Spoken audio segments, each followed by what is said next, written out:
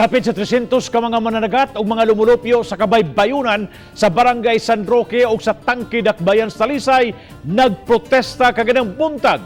Kung ngano, atong siren pinagi sa live report ni Fimari Dumabok. Fem!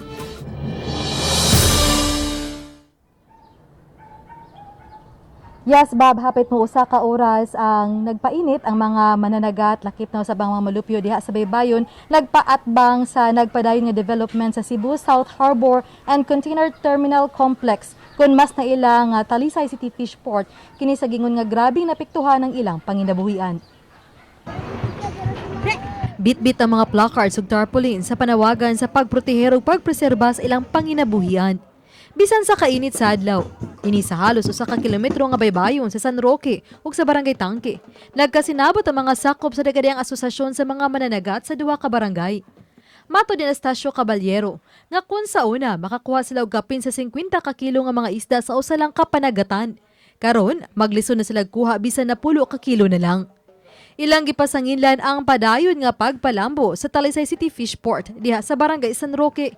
Aning among problema nga maabot gid dito sa nasyonal kay para mahibaw ang ginila kung unsang problema sa among mga managat diri nga naglisod nami. Labi na gyud aning among mga barko diyang na mundo. Kani gihulga nami ani maayo. Nga kining among area daghan naming dadawat nga kining among gibangnan ug among gipanagatan na may titulo mamora ginay among problema.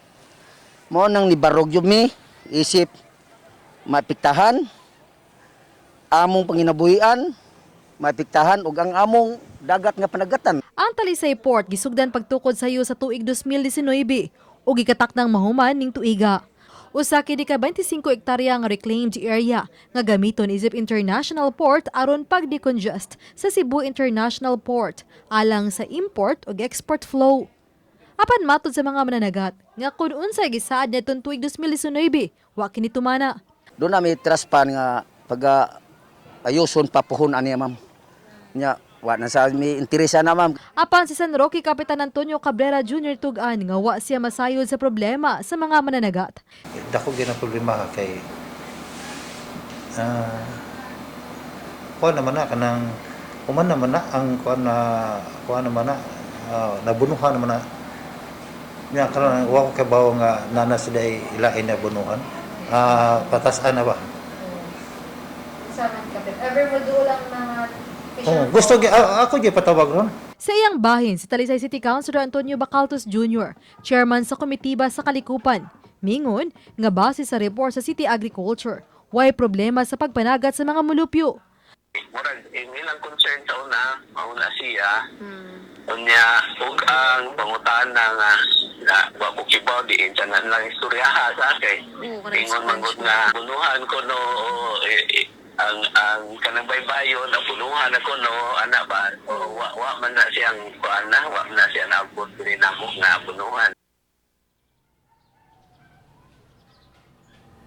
Bob, dugang ni Bacaltos nga ipaklaro una ang nila ngadto sa mga mananagat kung unsa gyud ilang reklamo ngadto sa maong port ug asa nila nakuha ang mga taho kalabot sa kalihukan diha sa port samtang nipasalig usabang mayor sa Dakbayan sa Talisay nga ikonektar ang mga mananagat ngadto sa management sa port aron sa pagpadangat sa ilang problema.